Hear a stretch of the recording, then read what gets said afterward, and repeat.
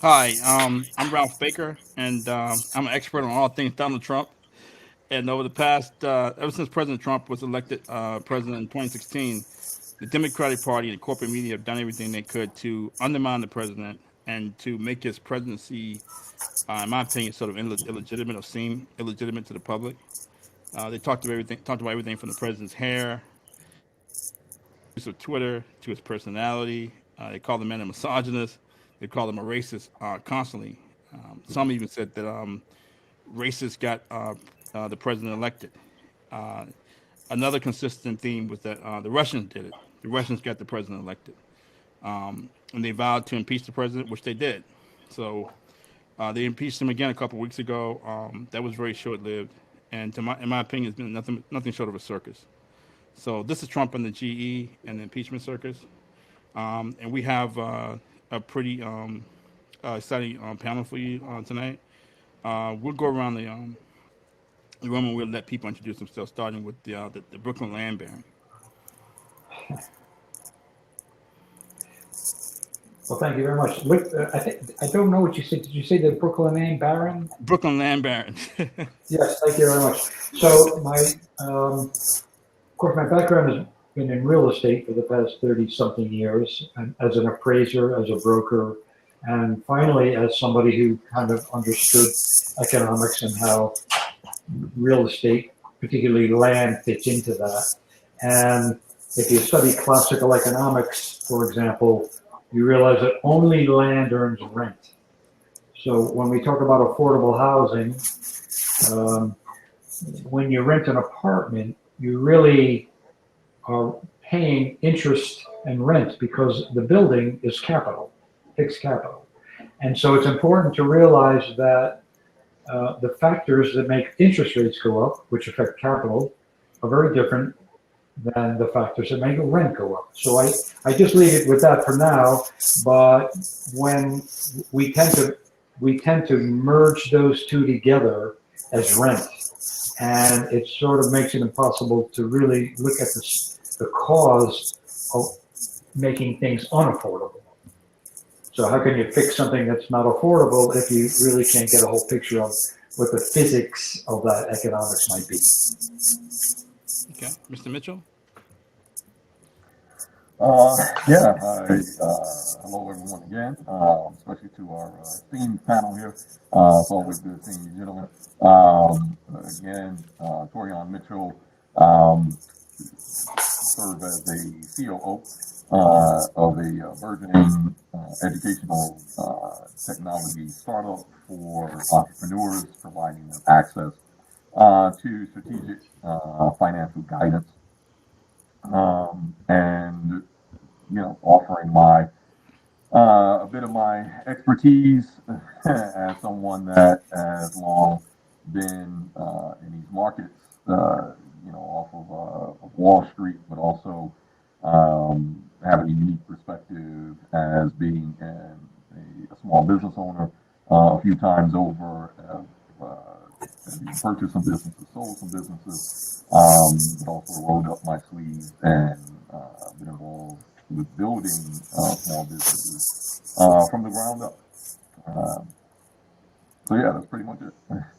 Okay, so we're, uh, we're waiting for Mr. Davis as well, but he's Donald Davis is also on the panel as well. So we'll wait till he when he chimes in, we'll let him introduce himself. But I'm curious, just get a sort of quick overview from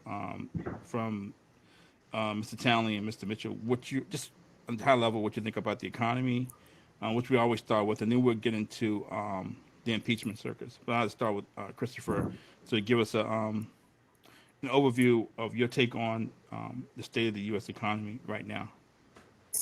Well, I think that what we see, and we've seen it since 1913, particularly, excuse me, we are printing. It's basically planned counterfeit. And what I mean by that is we have a Federal Reserve System which is owned by a private consortium of private banks. And so what we have is we have entities lending money that don't have money, but they're authorized to print the money. And They used to print it. It used to be the gold standard, so that was commodity money. Um, so gold was a commodity, silver was a commodity, and the currency was basically commodity money. Then around the 60s, they started to print money without being backed by anything, just printing money. And now we see a new system where it's just your debit card. You just push it, you just touch the thing. So and you can buy things with it. So we have all this money being infused into our system, but it doesn't exist. However, when the government borrows money, or when we borrow money for a mortgage or something, even though that money doesn't exist, we have to go to work to pay it back. So if the government borrows money, part of our taxes, part of our income taxes, or labor taxes actually, go to pay for the debt service and the principal and interest, okay? So we're seeing that entities lend money to the government. Those entities don't have the money, so, but they're getting a return on it. Not only are they getting a return on it, whatever the interest rate is, they're getting the principal back, but they haven't given anything. And so this is inflationary, and it's built into the system. If you study the mortgage system, and I was an appraiser for many years, and I had cause to study the system, the inflation is on purpose because it protects the lenders against any default. So if you have a 25% down payment, and so you buy something for 100,000, I'm just using that number to keep simple. Nothing exists for 100,000 that I know of. But so you buy something for 75,000 mortgage and 25,000 down, and within a few years it's worth $125,000 because of inflation. So now if you go belly up, as they say, it's really easy to sell that at a fire sale for the original $75,000 mortgage because of the $50,000 equity. And so this is the kind of thing we see now with the bailouts. We have private entities lending money that don't have money, and we have to pay it back. And so this is inflationary. So that's number one, what's going to happen. We have trillions of dollars of bailouts. 43% of money spent is government money, and they don't have the money, so it's borrowed. So that's a big problem. And we haven't even dealt with what's going to happen with evictions. I live in Fort Greene, Brooklyn. There's a restaurant downstairs. They've had people eating outside in cold weather. They're allowed now to have 25% capacity. I don't know how they're paying their rent, and that trickles down into the landowners not being able to pay their mortgage. And we haven't even dealt with that stuff yet. And that is really addressing your question, because of all these things, people are not making a living. How they're paying their taxes, how they're paying their rent, how they're paying their mortgage. Okay, Mr. Mitchell. Christopher, thank you for that. Mr. Mitchell. Thank you. Yeah, I feel like we, just even offline have this conversation often, and I guess I wonder when I can stop being redundant. We never get enough. We never get enough, Torian.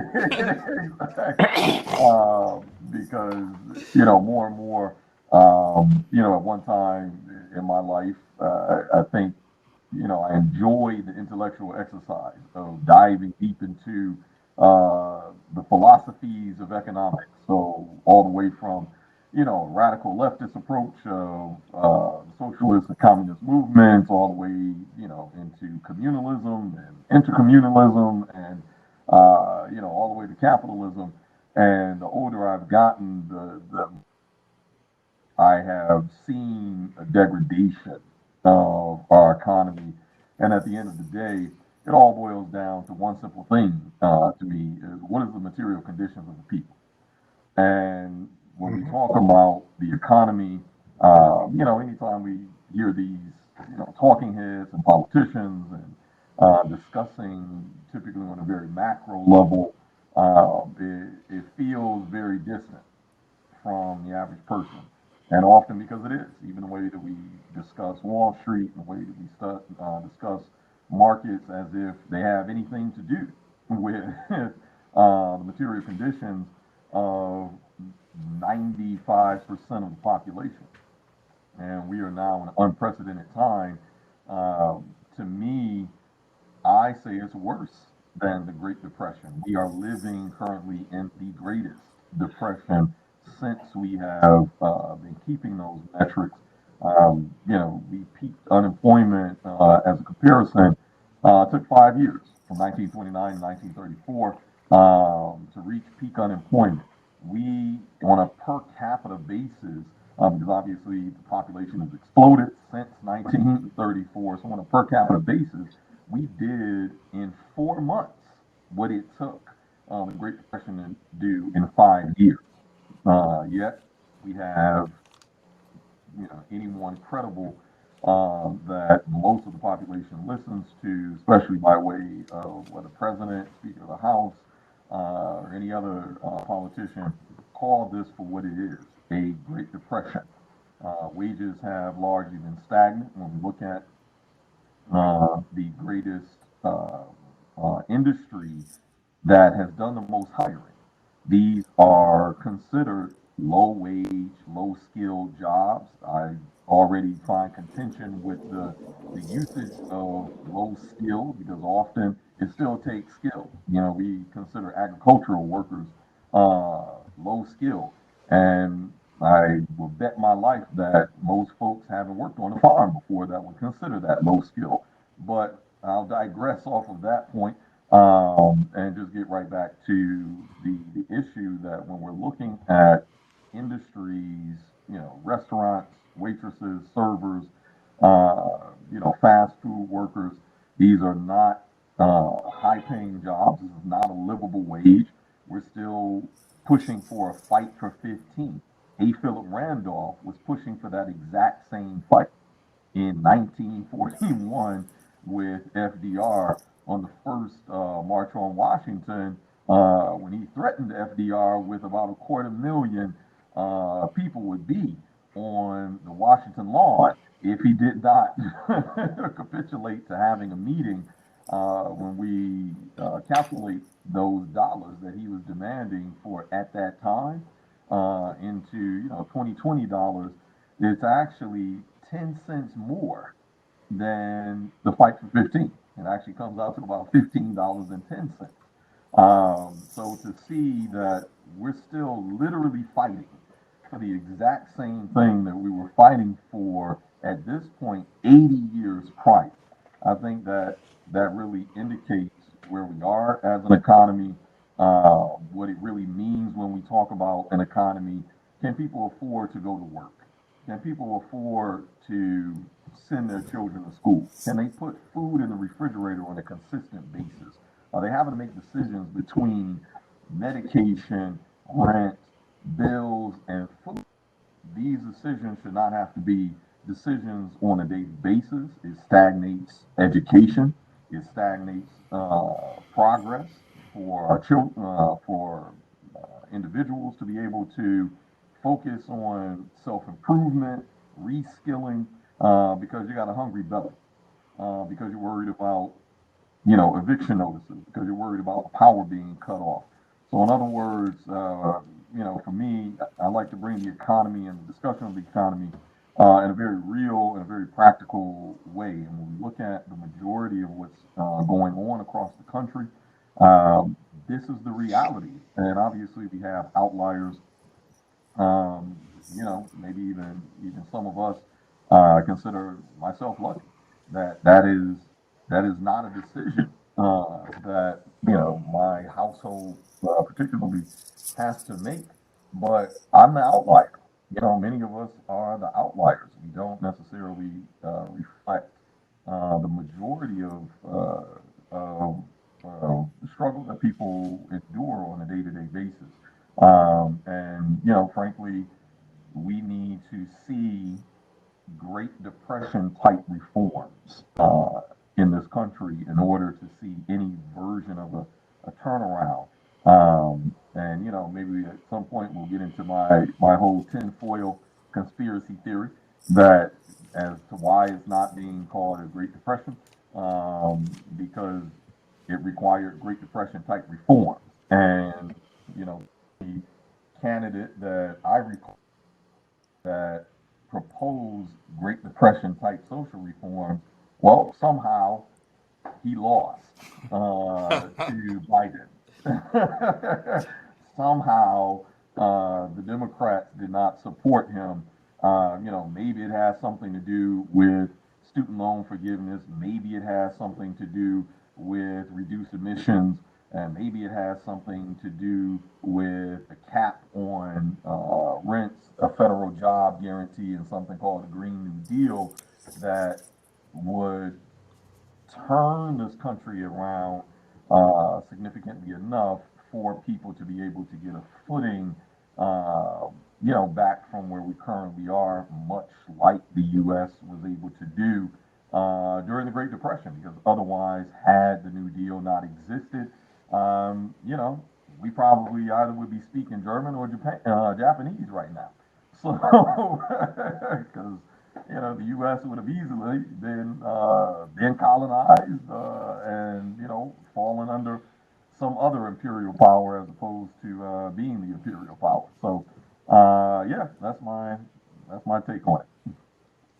Okay. So we have Donald Davis. He can introduce himself and also give us a overview of a little bit about your background and your take on the U.S. economy or the global economy. Okay. I'm Donald Davis, and I'm a mental health worker. I work in direct care with people. Um, my take on the economy right now, when you talk to the average person, I have to agree with the gentleman. They might tell you they don't want the government to control them. The government to provide their basic needs. They provide the stimulus. They think that the government should give them the stimulus because they're not working. And they said, well, because of the virus, I wasn't able to work. So the basic needs they're looking for it to be fulfilled by the government, but they don't want to be controlled by the government. Wanting, when you talk to them, they say, well, the government should take care of it because they caused us to be in this situation. They feel that the government has put them in this situation. Right now, with the politicians um, choosing different camps or different philosophy, pulling the people different areas, the people are really not sure. Um, do they care what goes in China? Do they care what goes in Mexico? No, they care less. They want to know what's going on in their house, how things are going for them. Um, they know that, yes, my rent is due, my electric is due, and I haven't been working.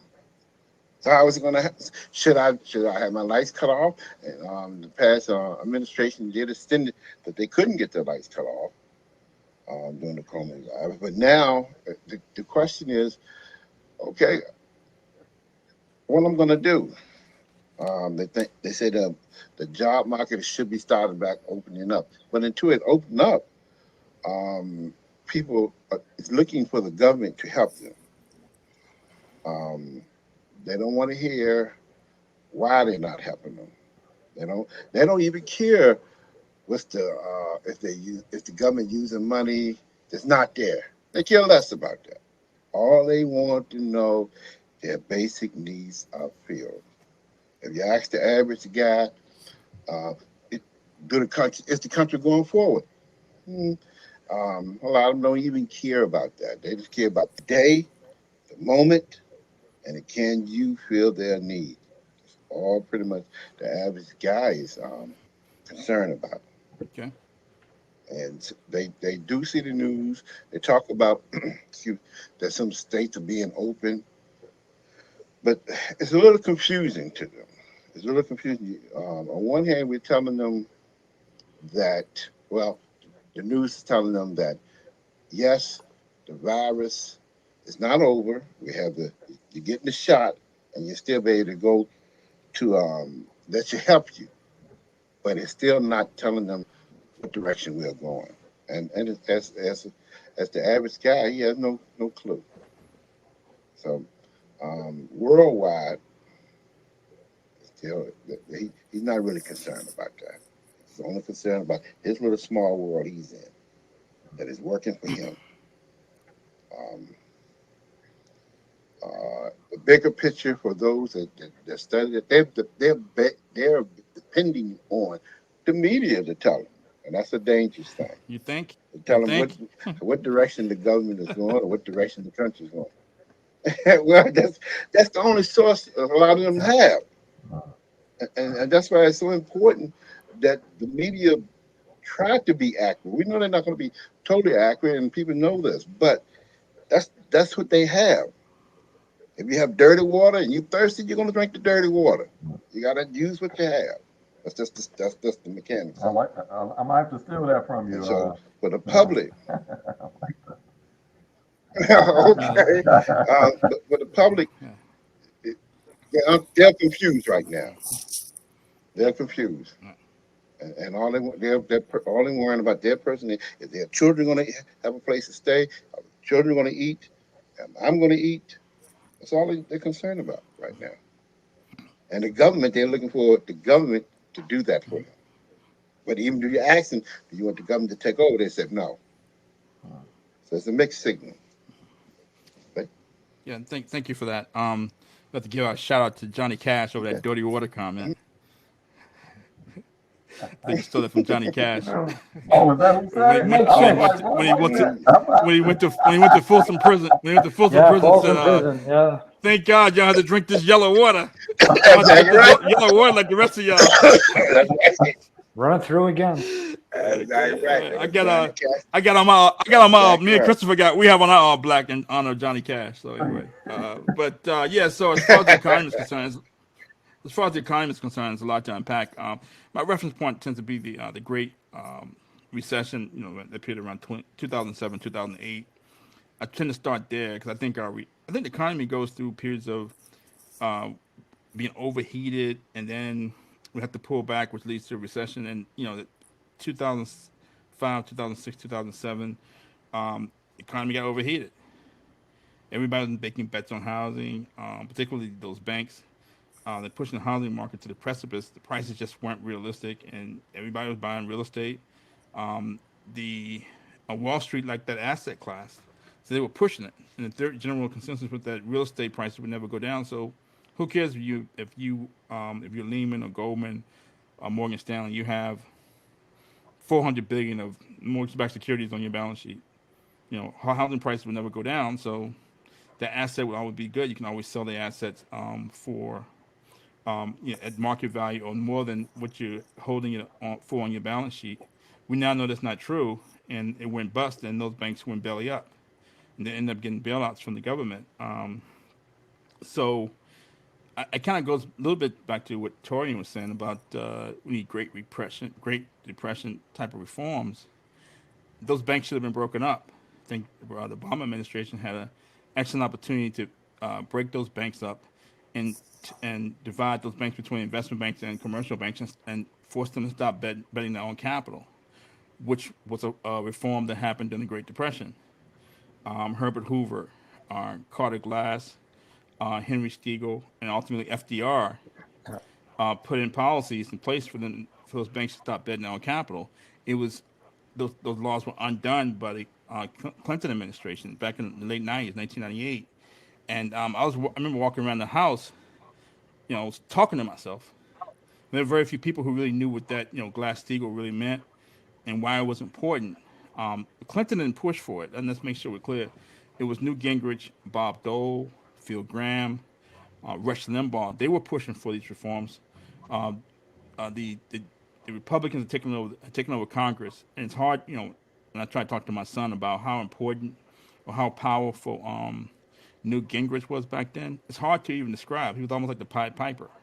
Whatever he said went, and he said that uh, you know the economy's we're in a recession due to affirmative action because all these lazy black people, which wasn't true. There was a debacle, real estate debacle.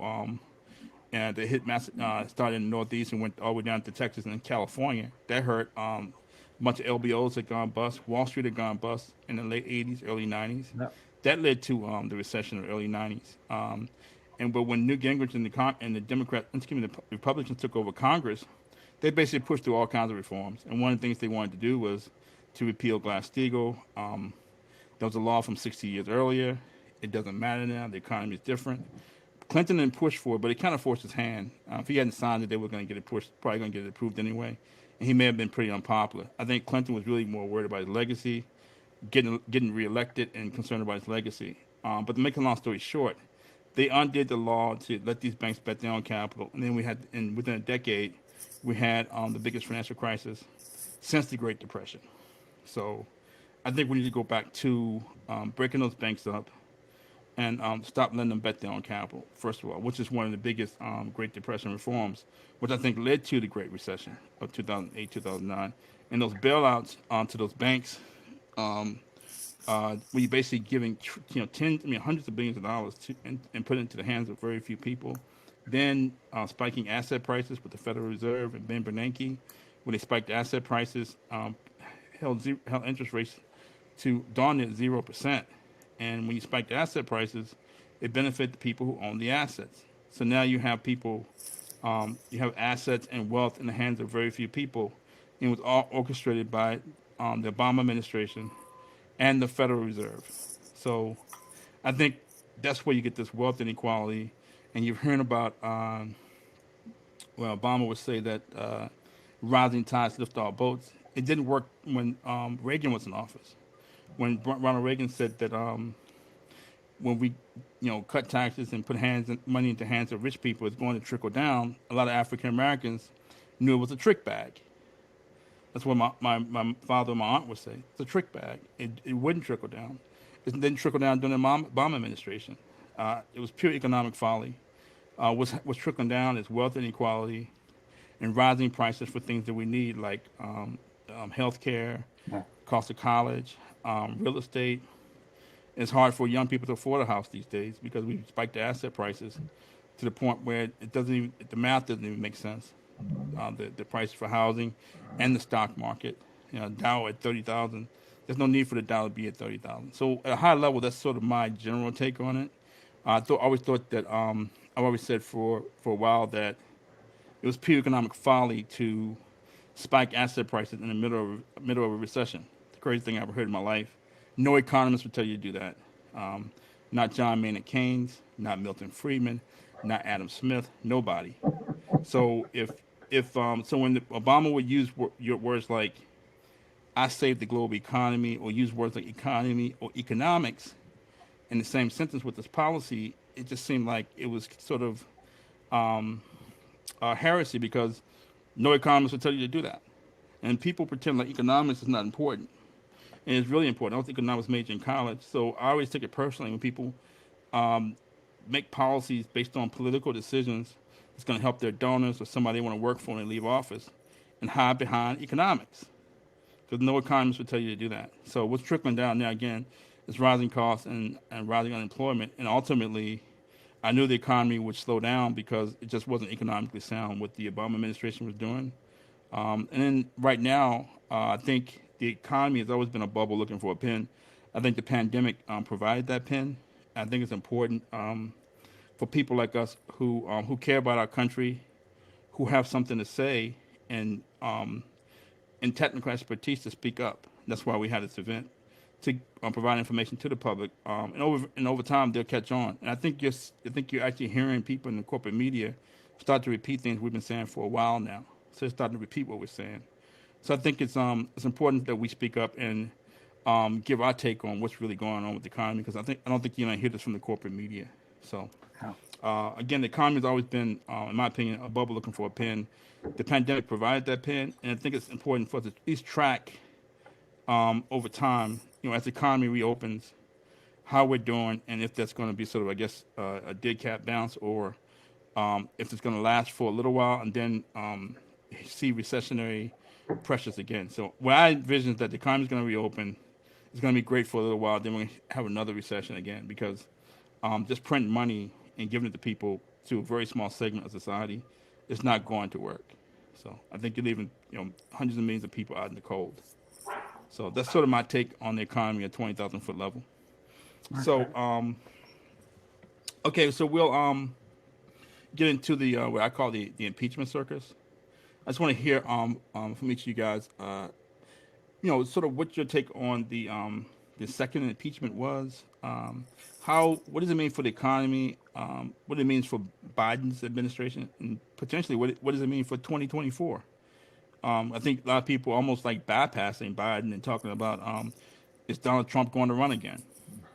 Spend a lot more time talking about Trump than actually doing talking about the current president. So Well, we think that the second impeachment was about trying to prevent him from running again. Because if he was impeached again, they could forbid him from running for any public office. So we have to realize whether there was, let's assume the election was honest, just because we have to pick a place to be. The person that received the most votes in history was Biden. The person that received the second most votes in history was Trump. So out of 150, whatever, 170 million voters, 174 million, Biden beat by 4 million, if that's true even. But I'm not saying it's true or not true, but what we're saying is it was neck and neck. So there's the Democrat regime is trying to prevent Trump from running again. And I believe that his popularity is because people are tired of the situation.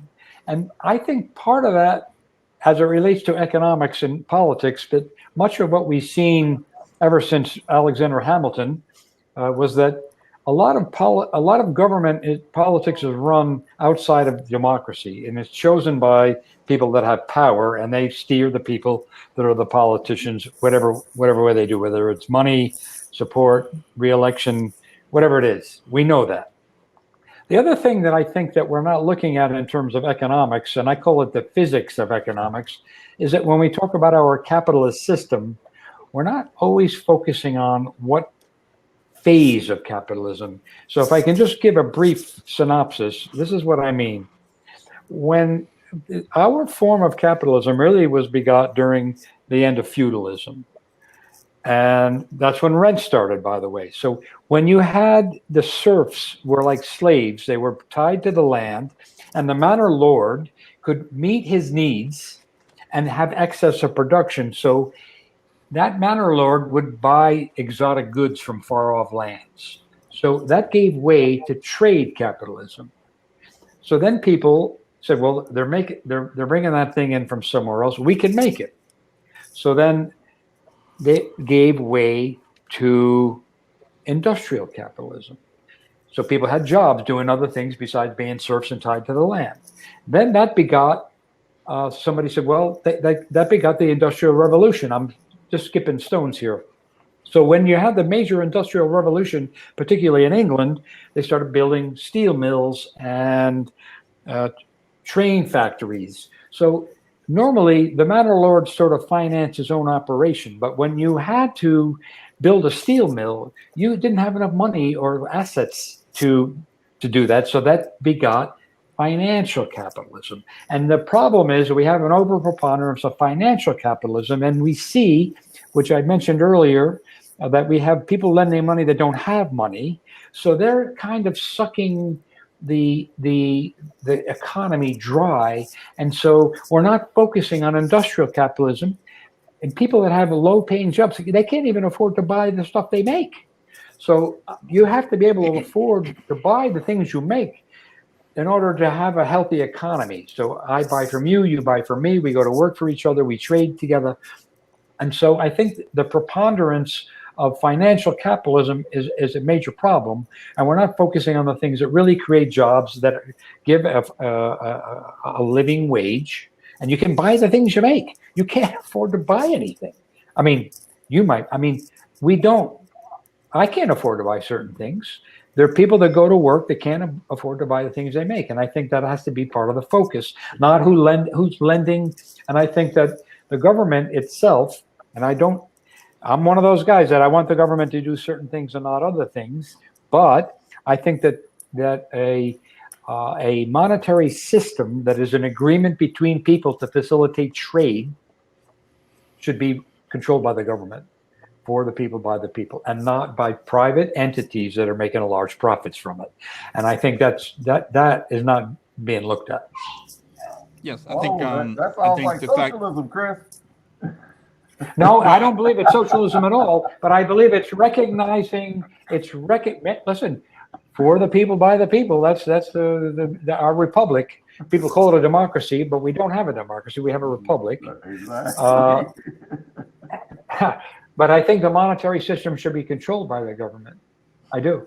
I think it's also very convenient to have what you call like I guess financial capitalism because the Obama administration or the Trump administration could always point to the fact that look, the stock market went up, see, and they measured their success by what the stock market's going up. And you and I know that the stock market is divorced from the economy, but I'm not sure the public knows that. So when you're saying that the economy is not as strong as people think it is, and they're pointing to why is the stock market going up?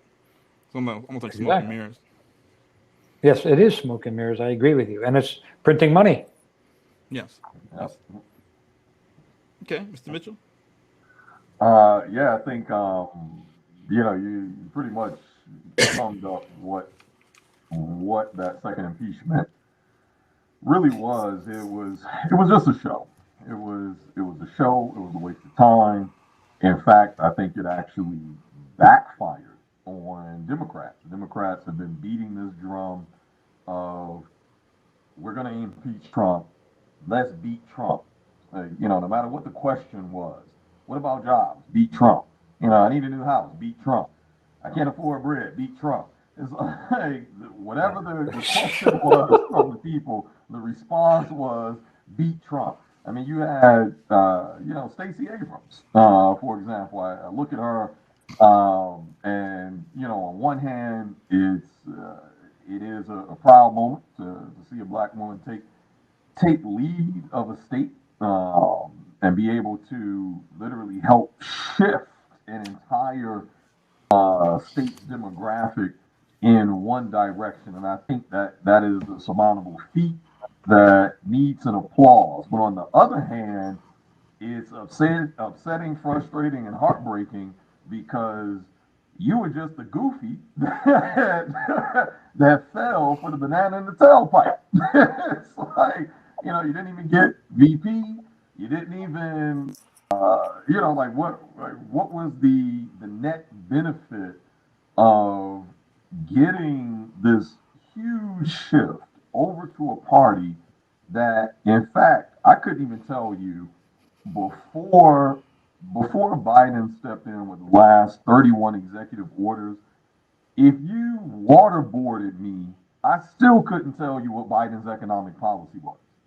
I still couldn't tell you what his fiscal approach was going to be. The only thing that I could tell you is that in the face of folks saying defund the police, he said, well, not only am I not going to defund them, I'm going to give them $300 million more because he was already a part of the same administration that took the $200 million federal budget for police and ballooned it 10 times to $20 billion. I couldn't tell you what this guy was about in terms of what is the plan, what is like, why him, why voting for him. Equally, I couldn't tell you what is the point of going through this secondary impeachment, because if Democrats, and to me, this is where I feel like for folks that have given this some thought, they will come to the same conclusion that if the idea that one vote, one voice, one vote, it gets me a piece of the democratic power to participate. Why do you need to then block a candidate from running?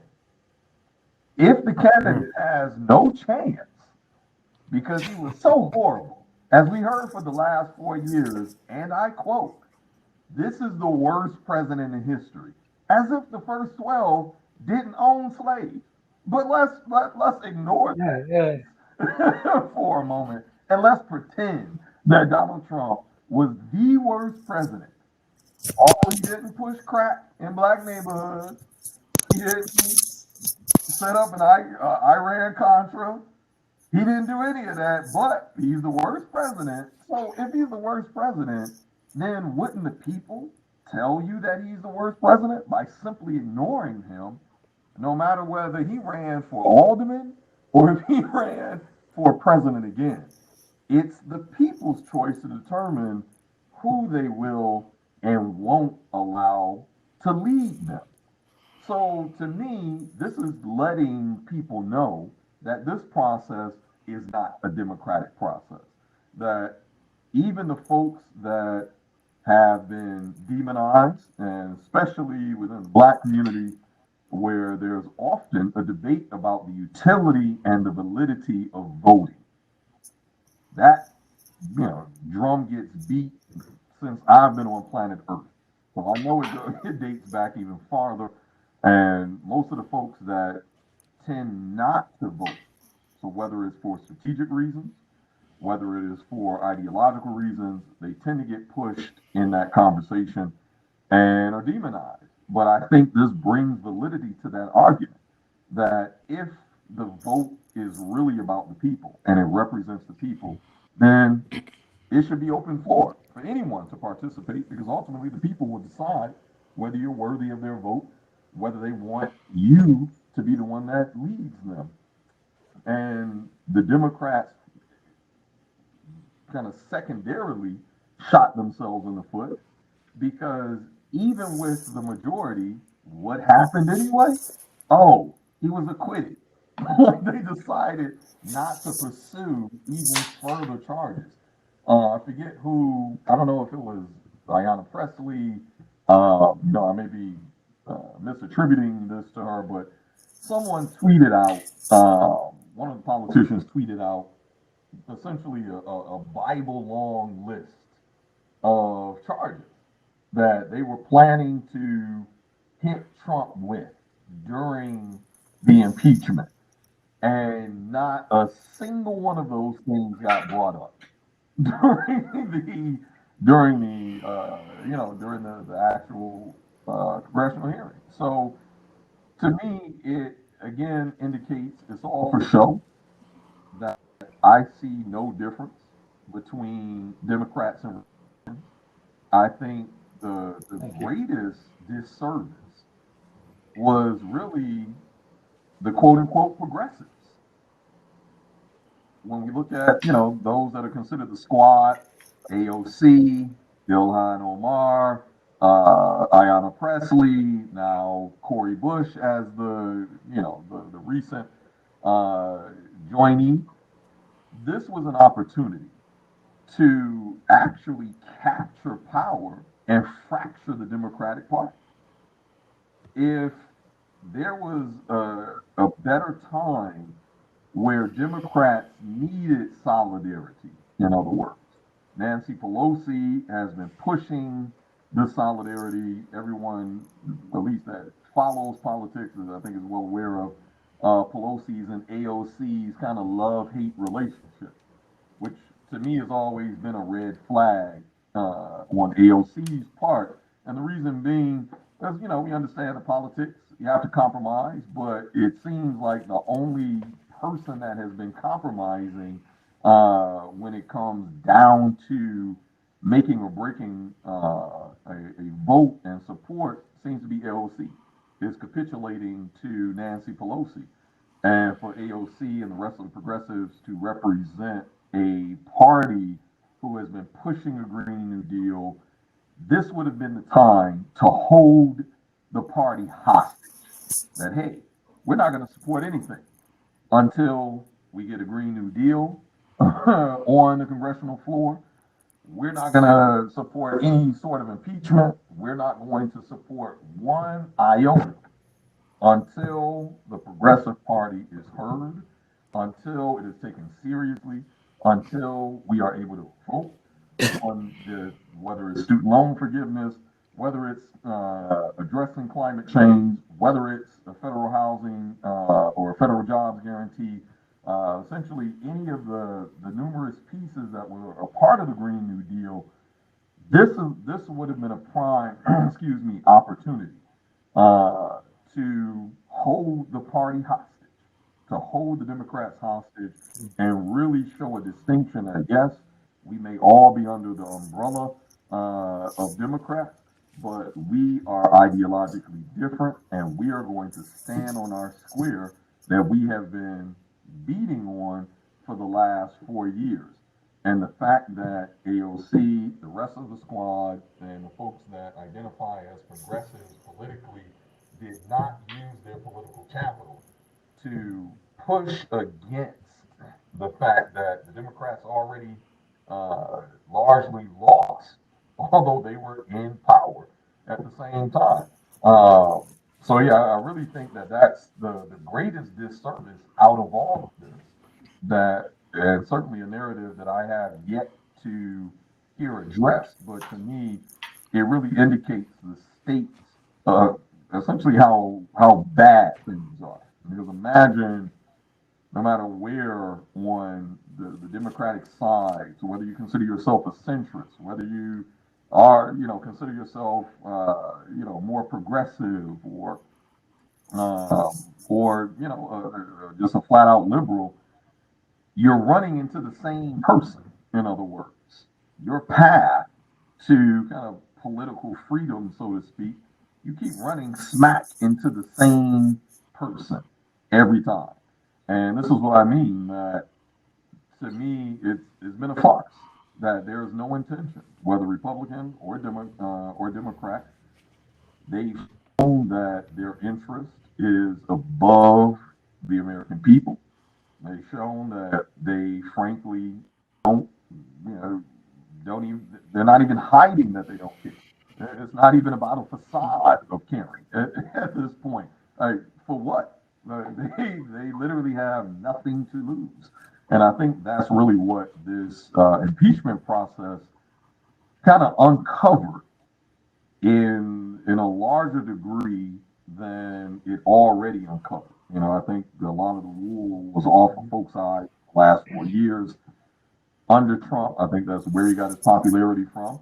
But even to that point, unfortunately, it actually gave validity to a lot of things that Trump was saying over the last 4 years. Whether you hate the man, whether you love him, like him, as Malcolm X used to say, the message is greater than the messenger sometimes. So no matter where truth is coming from, we have a responsibility to listen to the truth and hear the truth, even if it's from someone you don't like. And I think his lawyer, Trump's lawyer, also brought a lot of that truth to light. How DOJ and Democrats were literally forging evidence, and it's just. It's just business as usual. There's no politician is sitting in prison right now for forging evidence. And it's just like, oh, it's no big deal. Huh? It's like, They forging could have made a they could have made a better effort than that. wrestling.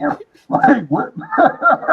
This is so. Yeah, again, no matter what side of the aisle you sat on, I think you come to the same point, which is fraud. It's just fraud. Republican, you're walking down the Republican aisle, you run into fraud. You're walking down the progressive aisle, you run into fraud. You're walking down the centrist aisle, you're running smack into fraud. And that's where we are. I think that's what the impeachment, to me, evidence and represent. Okay, Mr. Davis. So, what's your take on the the impeachment circus? Your take on the impeachment circus? Um, yeah, the impeachment is quite interesting. What they was trying to do. Um, this was the second time to try to impeach President Trump. Um, I think the outcome of it, they might have got more supporters for President Trump. Um, the Democrats might have got a negative out of that. You're bringing more attention to him. He didn't really have to say anything. And once you started bringing attention to someone, you started making other people look at them different. Now, wrong, right, or indifferent, it doesn't make a difference. You begin to bring attention to him. Now, the idea, why are you? He wasn't in office, and what you trying to achieve? Were you that frightened of him maybe having the opportunity to run in 2024? Maybe, maybe not. But the more they talk about him, the more he builds up his base. He don't have to say a word. You're doing it for him. Um, it's like the kid that keeps screaming, "I don't like something." Then everybody starts, "I wonder what it is. What he don't like. What is it about he don't like? Let me try it." And that's the human nature of people. Let me see what you don't like. Why you don't like him? Um, and the sad thing, you lost twice. Now, now what are you going to do? He gave a speech. He had a lot of people followed him at the speech. He didn't say exactly what he was going to do, but he did say, um, then you got people watching what he said. He did say he wasn't going to start a new party. He already got a party. It's called Republican.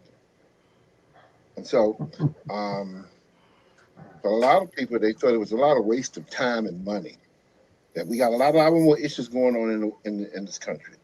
We got to get the people back on their feet. We got to get the economy going. A president is not even sitting in the seat. You can't out somebody that's already out. It was just a lot of you talk to the average guy a lot of time. I asked him what did he think. He said it was just a waste of money. They got a lot of things to address, and they don't know why they want to address it. He win, he lose, he lose. Why waste money? Congress got a lot more other things to talk about to help the public. And Yep. Thank you. the only thing I think they did was just pour some more attention to him, trying Okay. to make Yeah. news. Thank you for. He's gonna Thank you make for news that. regardless. He don't need no help. Yeah. Thank you for that, Mr. Davis. Yeah. Okay. I'm pretty much Uh-huh. concur with everything you guys said. That it's a circus. I mean, it's just a complete waste of time. It's embarrassing. I think to the United States. I think we really don't have much of a standing in the world anymore. I think the whole world is looking at us like we're a bunch of laughing stocks. People just, I thought the impeachment process was something serious. Now it just seems like a political ploy. And it looks like the Democrats and the corporate media definitely don't like him. It seems like real petty and mean spirited. Uh, and just kept talking about this Capitol riot, and for, I wasn't really paying attention to a lot of what was going on in D.C. I know that the president had a rally in Georgia, and Trump just was embarrassing people. He was embarrassing the Democratic Party, embarrassing the country. He's having rallies. He's not even the president anymore, and hundreds of thousands of people just showing up at these rallies. I don't think Joe Biden could fill up a parking lot, to be honest with you. But you have Trump filling up. He's not president, and he's just going down to Georgia, and hundreds of thousands of people just showing up. That's crazy. Then he goes to D.C., hundreds of thousands of people showing up, and he's just embarrassing the country. It could have been millions out there. Who knows? This guy who didn't get elected can rally millions of people.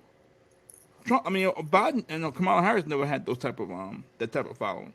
So it kind of shows you what Trump and a lot of the his supporters were saying, that if this guy lost, how can he galvanize so many people? And the media kept talking about this Capitol riot. To me, it's just some grown folks went out there and under their own volition. I didn't remember hearing Trump telling anybody to attack a building. I heard him saying something, we're going to fight, which he should. If he thought that something was squirrely going on with the election, he should. He has a right to protest peacefully. He and his supporters have a right to protest peacefully. They have a right to challenge the facts and make sure the truth emerges about the election or what have you. And during the impeachment process, his lawyers actually showed some of the Democratic politicians saying the same thing when he was in office, how we're going to fight the system, how we're going to fight back, and they should fight back if they feel like their rights are being, they feel like they're being disenfranchised, if they think that the country's going through a period of inequality, they should fight back. They should fight and resist. And they showed that some of the Democratic politicians were using similar language that Trump had used, and nobody accused them of inciting a riot.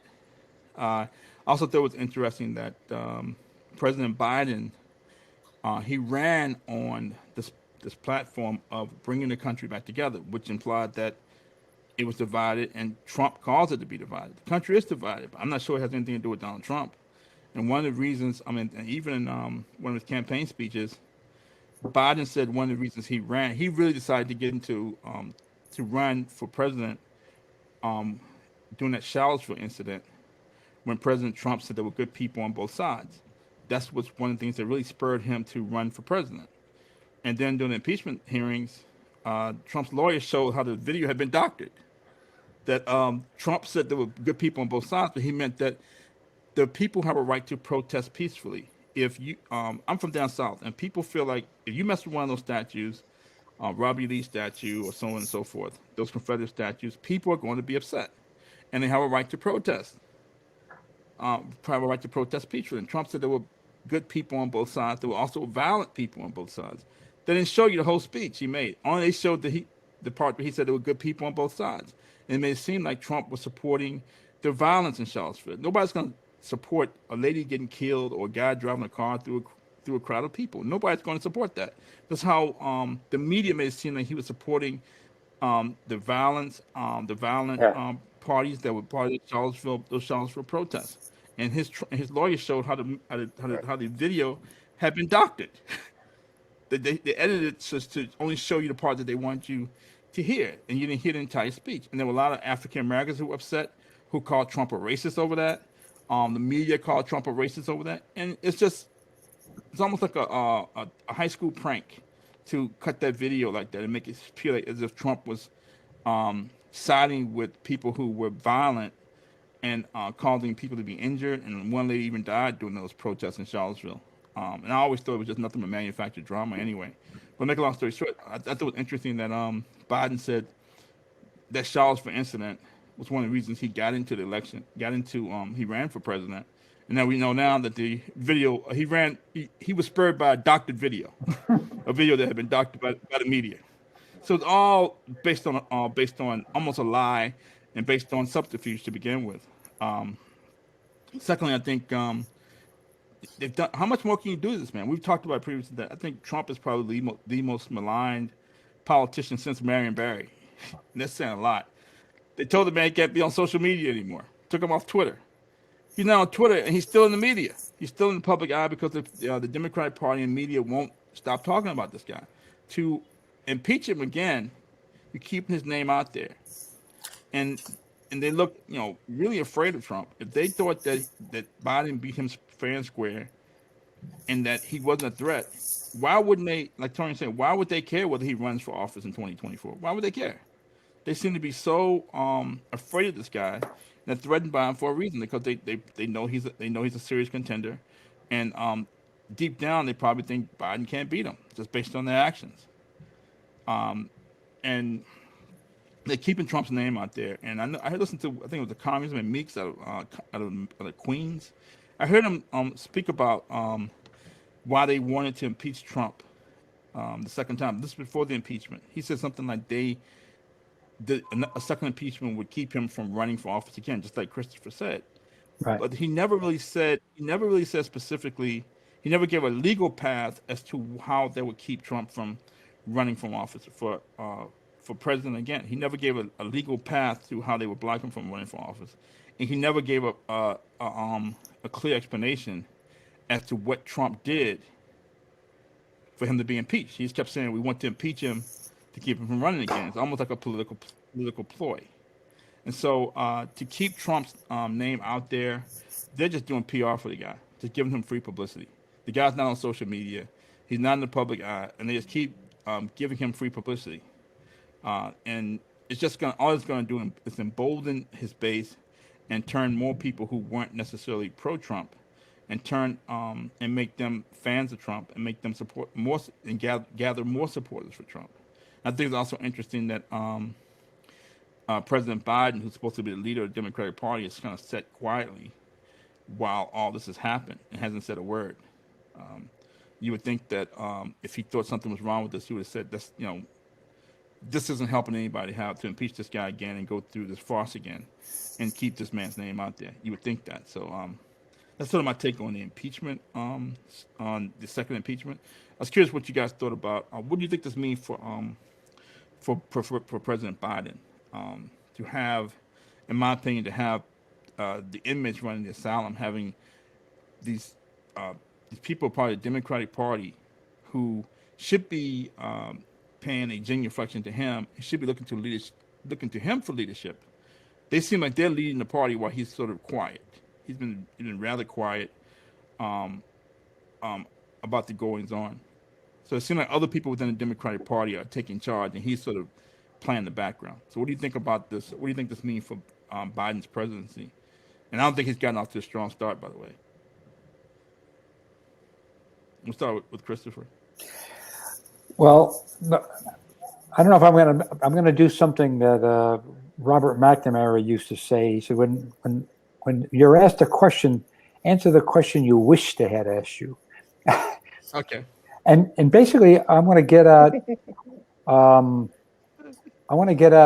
the freedom of the press issue, which I think is related to what you're saying, but it's a bit obliquely related. And so what we've seen under the Clinton administration, particularly under Michael Young, Andrew Young's son, he was the head of the FCC.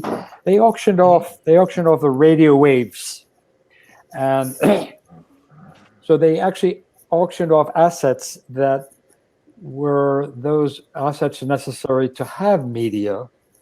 So whether the radio waves or leases on the rights of way to have cables, or whatever the delivery system is, the technological highway to deliver media is owned by certain entities.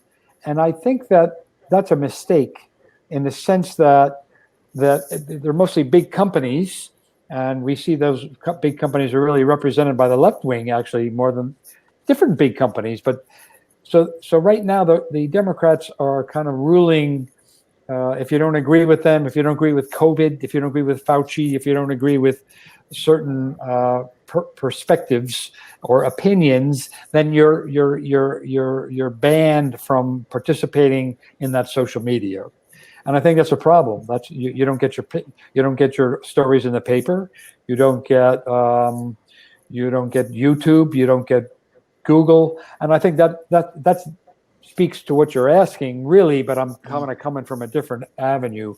And I think that from ownership of those resources, you're having a breaking of the rule of freedom of the press. And that's very, very dangerous. It's like book burning. You're not allowed. You ban the president of the United States from saying something. If you think he's such a jerk, then you'll be able to judge that for yourself. But you're not even able to hear that. And I think Biden should speak to that. I think that the Second Amendment, right? No, that's the Second Amendment, is the guns. There's freedom of the press. Basically, I would be proud of him if he said, "Look, we don't agree with the guy, but he has a right to say what he thinks." But they don't even want him to say anything. And I didn't vote for Trump, but nor did I vote for Biden. I'm not gotta vote for one of the winners. I'm not, my brother asked me who I was rooting for the Super Bowl. I said the winner. I feel like that's the way people want to vote for president. Who's going to be the winner? I'm going to vote for them. I'm kidding around, but you get what I'm saying. So that's the danger, though, is the restriction of people's opinions. And so what Mr. Davis was saying really spoke to, well, you're not hearing that opinion. You're not hearing it, so you don't have access. You have certain opinions based on what you're hearing, what's available to you in the news media or what's available to you in social media. But if you're not a free thinker, and our education, we can get into the educational system about how we're not trained to be free thinkers. Basically, you're going to be limited to what the information you have. And if you read a book called, the fellow's name is Carroll Quigley, and it's the Anglo-American Alliance. And he talked about how Cecil Rhodes, who, Rhodesia Rhodes, he was the founder of the De Beers Mining Company, So an English company, white supremacists, owned the South African, all the diamonds in South Africa. Now, how the hell that can happen? Don't even get me. So what they did, this group, the Rhodes Group and the Milner Group, this is my point, they took over 3 colleges at Oxford. Okay, the Balliol, New College, and All Saints College. They were heads of the Parliament in England, left wing, right wing. They were the professors at those colleges. They were the writers and editors of all the major publications. They wrote the Encyclopedia Britannica. They were the leaders of India, because they were colonies or dominions of England. Rhodesia, they started the Boer Wars. So these people, what I'm saying is a small group of people took over the media at that time. They were the professors. They would critique each other's works. So you would write a book and then I would critique it and tell how wonderful it was. And so this is what we're seeing today, even though it was a more primitive sort of media. It's print media pretty much limited to, and educational media, Rhodes scholarships. The foreign, all the foreign diplomats were in the Rhodes or the Milner Group, and they pretty much swayed everything that was happening. So that's called the name of the book is the Anglo-American Alliance, and so these people swayed world politics. England at the time would support the second most powerful country, so that they could maintain hegemony, because they would support the second most powerful country. So they were supporting Hitler in his rise to power to a certain point. So it's just phenomenal how they can take over, and this is what we're seeing today. And I don't mean to belabor that point, but it's very important to know that where the information comes from, and that's what I think is related to President Biden. Well, you did answer my question about Biden, but a couple of things on what you just said. We're actually going to do an event on the fake news, what Trump called the fake news. But as far as what you said about Biden should have said that it's okay for Trump to be able to remain on social media. You may not like what he said, but he has a right to say it. This is what came from foreign countries. This is what came from Angela Merkel and a couple other countries. Said exactly what you just said. Yep. They were embarrassed. The United States is doing this, and the call to have Trump removed from social media came from Obama's wife. Didn't come from Biden. It came from Obama's wife. The other thing is that I think the media, I know for a fact the media saw Trump as competition. When you have, 4 million, I don't know how many followers he had on Twitter. When you have a few million followers on Twitter, that's like having a newspaper with 1 million subscribers. So whenever he spoke directly on Twitter, he basically he has 1 million. It's like it's competition. It's almost like the New York Times saying we need to get rid of. It's almost like the Washington Post saying we need to get rid of the Washington Times, or we need to get rid of a competing newspaper. And banning Trump from Twitter or social media, you're basically banning a competitor, in my opinion. So, but yeah, thank you for that, because I think you're dead on with that. Mr. Mitchell, what do you think about? Yeah, echoing Chris's sentiments, because I think it's 100% relevant.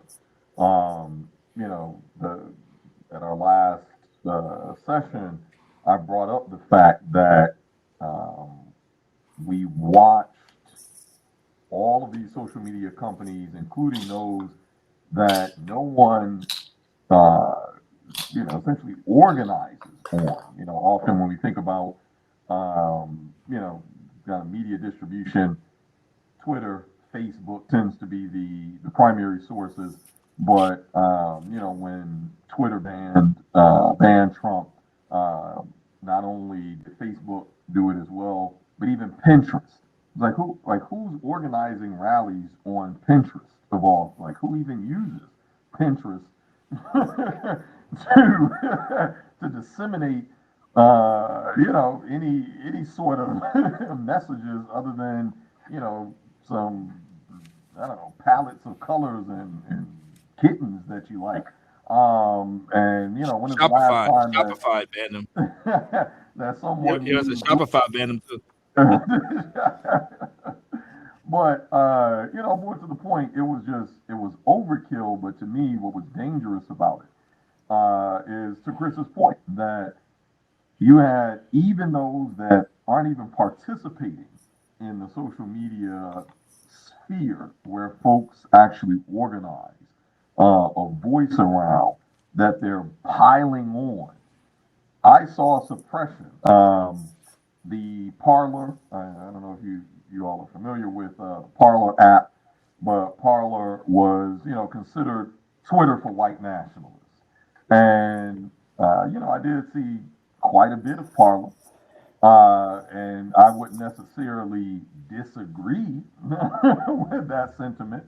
But the dangerous part about it is even Parlor was being kicked off all data center networks.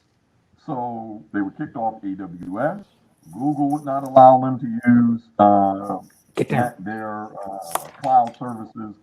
And essentially, they were forced to shut down. And since that last conversation that we've had, they, which I even, brought up, that it's only a matter of time before they build their own data centers. And now you have some, unknown amount of people, but that would suffice it to say be somewhere in that 74 million range that voted for Trump. You have an entire, like let's say even 10%. So you still have, you know, a few million folks that are now underground that you don't get to see their voices. You don't get to hear their voices. You don't get to hear the plans. You don't get to hear any of those things that would, one, be the canary in the mine to let you know, hey, these are the things that are going on, but also give you that counter perspective. And to me, it has caused this additional bubbling. In other words, because ideas don't die. Martyrs die, people die, but the ideas don't die. And the idea of what Trump represented is not as long from dead. I think Biden is essentially following the wave of suppressing Trump's voice and what Trump represented. And that's the dangerous part about him not speaking out about it. Because you have all of these folks that now feel disenfranchised. They've already evidenced, not just with the insurrection, but they tried to kidnap the governor of Michigan. Kidnap the governor of Michigan. They tried to do it with I think one of the governor's politicians Virginia, in Virginia, say that again. the governor of Virginia. They talked about kidnapping Yeah, him. talked about with the governor of Virginia. Talked about another politician in the state of Washington. So in other words, these folks have shown you what they're capable of. They have shown you how far they're willing to take it. These are not the folks that you want to necessarily push underground and not hear those plans. And especially being that a significant amount of the law enforcement are also a part of these militias. A significant part of the Capitol Police. They found 5 members that were a part of white nationalist groups. We have a saying in Jamaica, police and thief brethren. What does that mean? That they're cut from the same cloth. How can you distinguish the police and the thief when they're accomplishing the same goal? They're one and the same. So when the people that are supposed to be protecting the people are also a part of the same group that has evidence that they're willing to overthrow and destabilize, then this is the danger of not speaking out, of not putting these folks back into not necessarily a spotlight, but simply allowing them to operate in public like everyone else that's on Twitter and that's on Facebook and Google Plus. I was like, I thought Google Plus was dead 5 years ago, but they banned Trump from a platform that doesn't even exist anymore. I was like, how do you do that? I was like, this is the asinine thinking, but it does speak to the fact that it is I think again we're beyond dangerous times because you now couple the fact that they've suppressed, again, I don't know how many of those 74 million folks that voted for Trump are a part of that movement. But, again, even if it's 10%, you're talking about over 7 million people. So, imagine those 7 million ambassadors that are knocking on doors, canvassing, showing, having conversations with their neighbors, their families, their friends, even folks that, may have been lifelong Democrats that 6 months ago would have called them crazy until they watched what happened to these folks. Now the conversations that they have seem a bit more valid. The things that they're saying seem a little bit more, oh, well, let me learn. Okay, yeah, that did happen. And if it happened to you, how can it not happen to me? And all it takes is that mental switch to be a bit curious, to open up that door. And now you're recruiting folks that may not have, been a part of it when, even a year ago, when social media, corporate media were largely demonizing Trump supporters. And, I don't think Biden gets that. I don't think folks on his team understand that. And you couple it with the fact that he's a president that has yet to even fairly cut a check. He was literally doing hustle math, as I call it. Or I promised you 2,000, where the 2,000 was 1,400 minus 600, champ. Like, it's like, wait a minute. It's like, so Biden, now, you trying to say Biden's black? You trying to say Biden's black? exactly, man. This man over here doing hustle man. It's like, you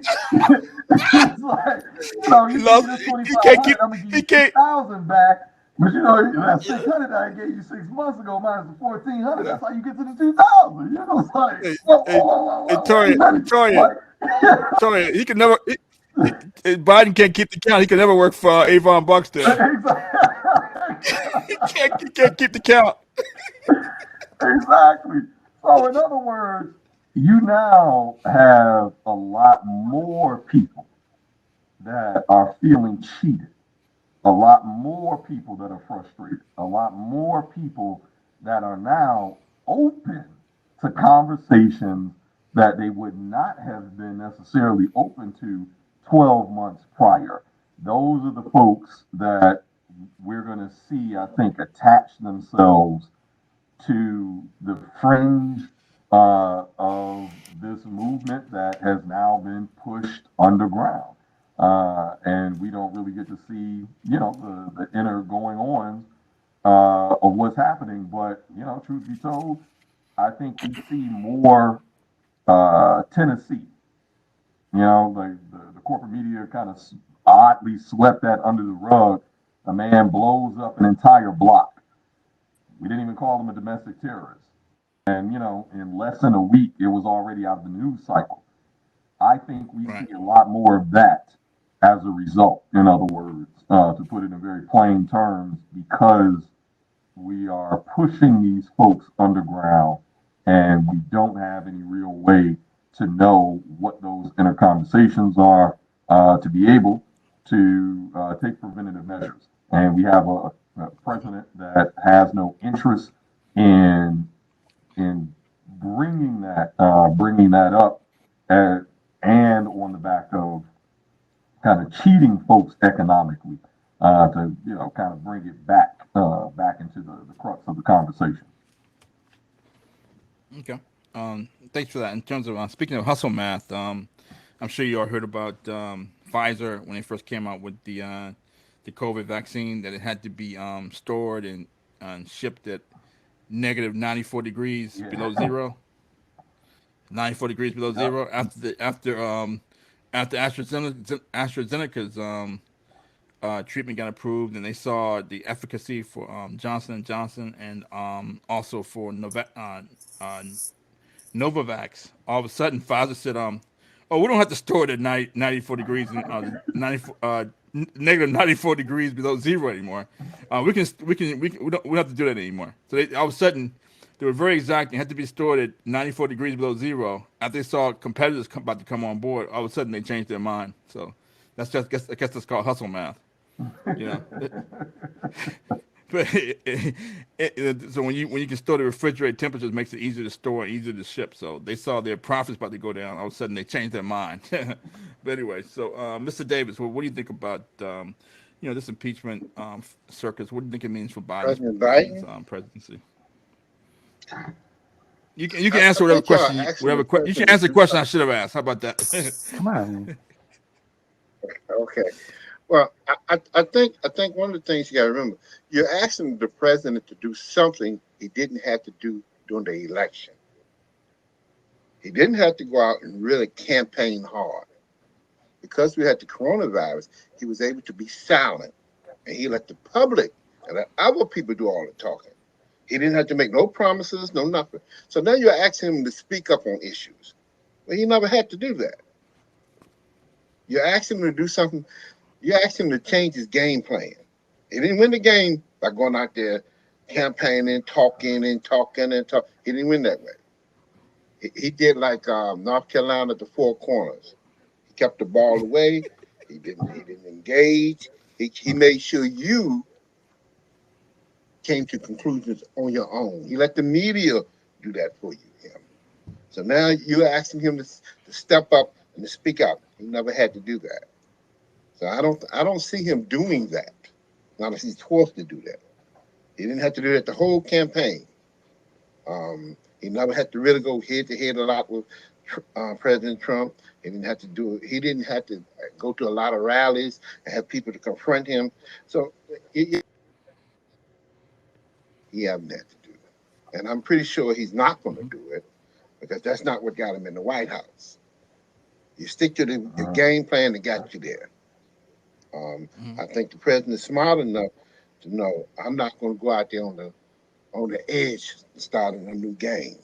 That's not the game he used. That's not the game that he won by. He let other people do all the talking. And and other people to assume that's what he's good at. He is a professional politician. So he didn't make no promises. So when people say, well, what did he promise? He say, he'll tell you in a minute, I didn't promise you that. The media said that. He didn't denounce it, but he didn't say I'll do that. And so he's not going to do. I don't see him doing something that he didn't do to win. He's been pretty successful by not singing. He's letting other people do things, and if it work out, fine. He might add a little to it, but if it don't work out, he won't be held accountable for it. That's his strategy. It appears to be his strategy. I don't know if that's totally his strategy, but it appears to be that's his strategy, and it's been working. So you ask him to do something he haven't had to do. Okay. And I doubt That's- that. I doubt he'll do that through his whole administration. Right. It sort of dovetails with something I was about to say. But first of all, I think John McLaughlin does polling for Trump a couple of years ago. He said that the president. I mean, the polls have shown that President Trump is a very polarizing figure. He engages in a lot of straight talk. You always know where he stands, and I don't think the public is used to that, especially after President Obama and George Bush and President Clinton. Um, you always know where Trump stands on all the issues, and he puts it out there. He doesn't care what people think about it, particularly for African Americans. I mean, it's a sea change compared to Obama, who always whatever black folks did, Obama did it too. I mean, it's almost like he found out what was popular amongst black folks and he just played it up. Black folks eat fried chicken. You see Obama eating fried chicken in public. Obama played basketball, just like black folks. Obama like Jay-Z, just like black folks. If anybody believes Obama listened to rap music, I mean, they must be high on dog food, in my opinion. Obama goes to a black church. See? He goes to a black church. Obama has a black wife. That's a skill. And so Trump never spoke sweet to black folks. And and behind the scenes, while Obama's speaking sweet to black folks, he's behind the scenes printing $30 trillion and giving to everybody but black folks.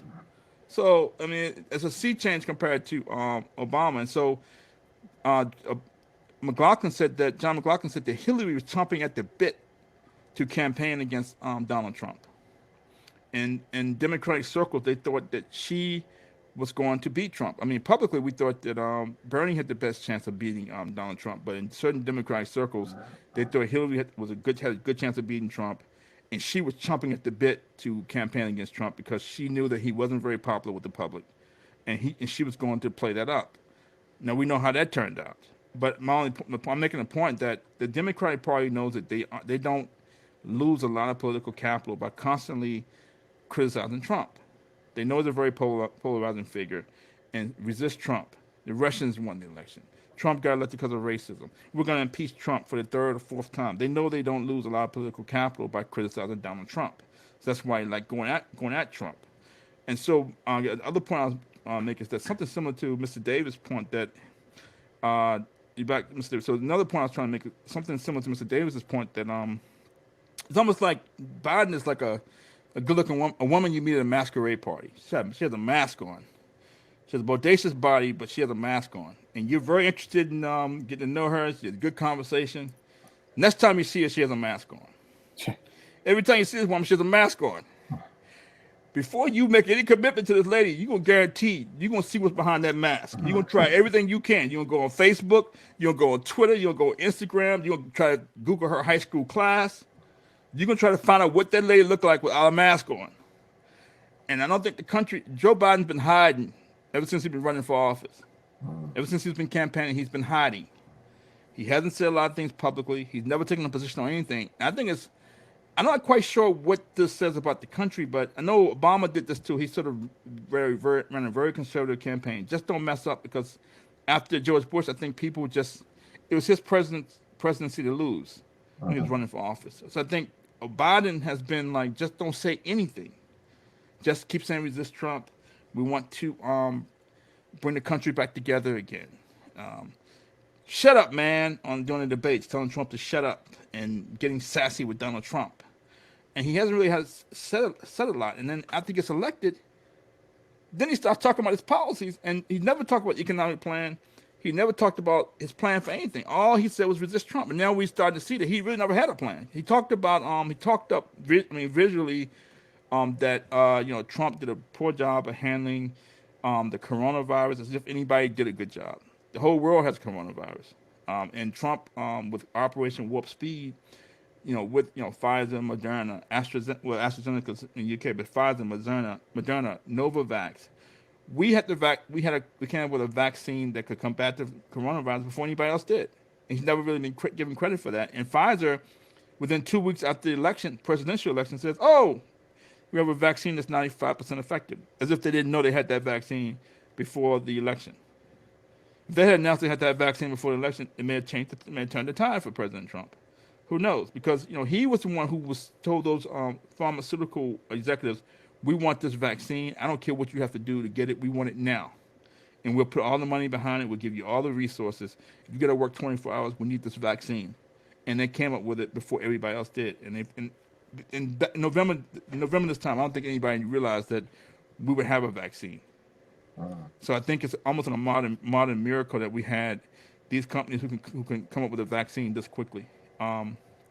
Well, during the debates, Biden just said Trump didn't do a good job with the vaccine, handling the coronavirus. Then after the election, we're going to find out, getting these vaccines distributed to the states is a bottleneck.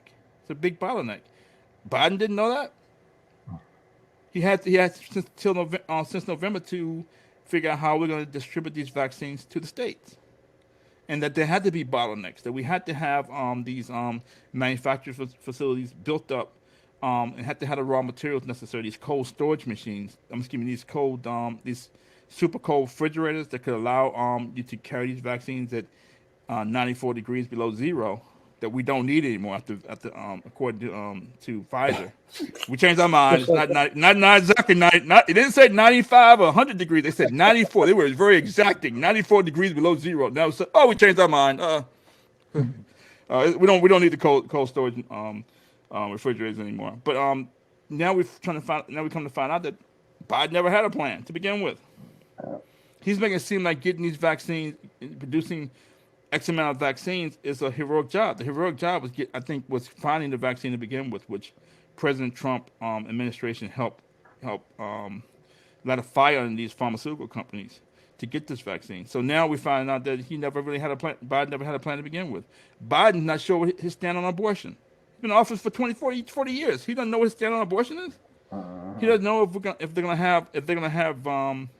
they're gonna forgive student debt. He doesn't know if they're gonna forgive student debt. Half of it, he can't make a decision. He doesn't know if it's stimulus is $1,400 check or $600 check. He can't clearly make a decision, and I think that's what the public is finally finding out. It's almost embarrassing.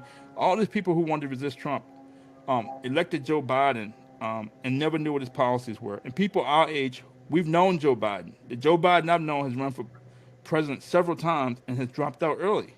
This is the guy that the country wanted to run for president 2 or 3 times already. It almost boggles the mind. But again, if you meet a woman at a masquerade party, you're gonna find out before you make a commitment to this lady what she looks like without that mask on. And Joe Biden determined he ain't take that mask off.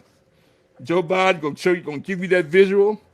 He gonna tell you. I look sort of like Lola Falana, cross between Pam Grier and Jane Kennedy, sort of like her. But and he gonna give you that visualization. But 6 months later, we still haven't seen him take that mask off. And at some point, he's got to take that mask off. And he's going to have to act presidential and stop letting the junior operatives in the Democratic Party lead the party and make decisions that he should be making. And stop letting Michelle Obama tell President Trump he shouldn't be on Twitter. He's standing back quiet, like it's almost like a eunuch, like he has no power. And I think it doesn't look good on the world stage.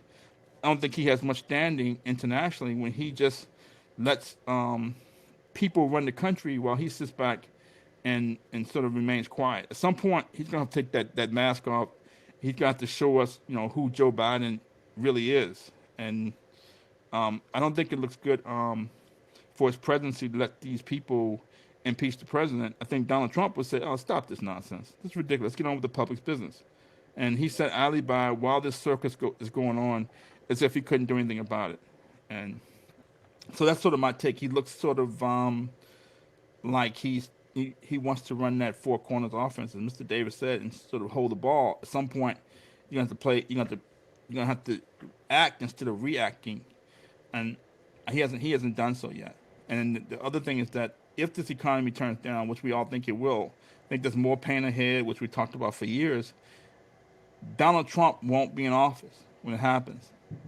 It's going to be the face of Joe Biden and Kamala Harris. They're going to be in office. And his first 100 days, this GameStop issue happened where people stopped these kids' bag. Donald Trump had nothing to do with it. So now, Trump will give people the gift of missing him. All these things that are happening now in the country that could happen now or and over the short term with the economy, they can't blame President Trump. So it's going to be the face of Joe Biden. All right. To piggyback, I actually think he has taken the mask off a bit. I think he's shown us in the 31 executive orders that he's written since January 20th. A lot of his critics, I just call them politically naive folks who are, essentially saying, well, he's only been 30 days. You got to give him a chance to be effective. Well, he's already written, 31 executive orders in the 30 days plus that he's been in office. And, when you look through those executive orders, like the first executive order that he wrote was for racial justice, which a task force, an interagency task force to, I guess, root out racist policies within federal governments and government contracting. And this is a useless policy. It's an absolutely useless policy, and in the sense that there's no accountability, there's no teeth there. To me, is reminiscent of the MWE program that New York City has, and New York City and state has, recognizing the MBE designation that was under Bloomberg. Bloomberg's goal by, I believe it was 2030, to have 30 or 40% more minority businesses. De Blasio ran and won, and since taken kind of the credit for the impact of the MBE program. And when you look at the hard numbers, it's like, wow, 60% more minority-owned enterprises have joined the MBE. This is, and De Blasio has taken that number, they've championed it. Greg Sprainer, who was the former MBE commissioner, continued to champion as well. But the issue is, when you looked at those numbers, you say, okay, well, how many of these enterprises are actually getting contracts? So yeah, they filled out the application. Yes, they were approved, but how many are actually getting contracts? How many are actually winning a subcontract? Not even a prime contract, but just a subcontract. How many are actually getting revenue? And when you saw how many were actually getting revenue from a government contract source, it was less than 5%. It was abysmal. And that's why you would never hear de Blasio talk about that side of it. One, because there's no way, there's no mechanism that the state nor the city has to ensure that minority-owned businesses are able to effectively compete and win some of these contracts. So, in other words, this racial justice policy executive order that Biden wrote in was, in a lot of ways, another mask, because it has no teeth, it has no accountability. So, in other words, it really evidences the things that he's not doing, the things that he's not prioritizing. That's where the mask comes off. Because as obviously the 31 executive orders are public information. Spend a night, go through them, read them, do the background history on them to see what the hell he's talking about. Talking about equality in bathrooms. Like, oh, we can, all go to the same bathroom. Like, okay, cool. But you realize there's an entire enormous economic crisis happening right now. Not on the horizon, not if we do X, we're beyond the tipping point. No, we're living in it. All of a sudden, you have power to write 31 executive orders in 30 days, but you don't have the power for student loan forgiveness. You couldn't even stand by the 50,000 that your VP even said. At one point, your VP jumped on the Bernie bandwagon and was like, hey, let's get total student loan forgiveness. When that didn't work for her, then she went back to, let's do the 50K. Now all of a sudden it's dropped to 10K, and even the 10K is a challenge. All of a sudden now we must leave it up to the congressional participants to be able to execute the democratic process. All of a sudden, you no longer, as president, have the power to be able to put a moratorium on not only rents, but also mortgages. Like forcing, you have the ability to force the banks to combine.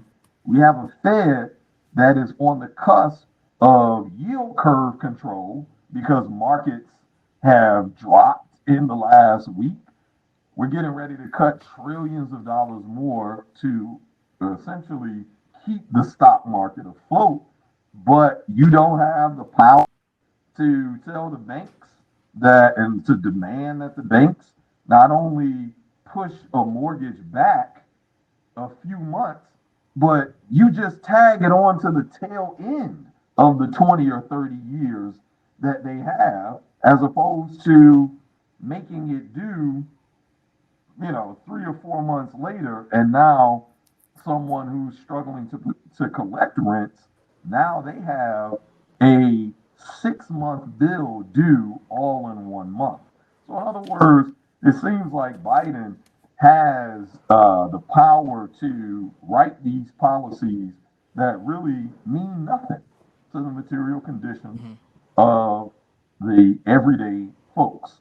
But he no longer has the power to enact the type of policies that are actually going to change the trajectory of this economy, change the trajectory of people's everyday lives, to be able to get back to a place of stability. And that's really, that's really what it is. So I think in a lot of ways, to your point, that mask has come off, but I'm not sure people notice that the mask is in what he's not doing versus what he is doing. And I think that's the bigger, that's the bigger tell.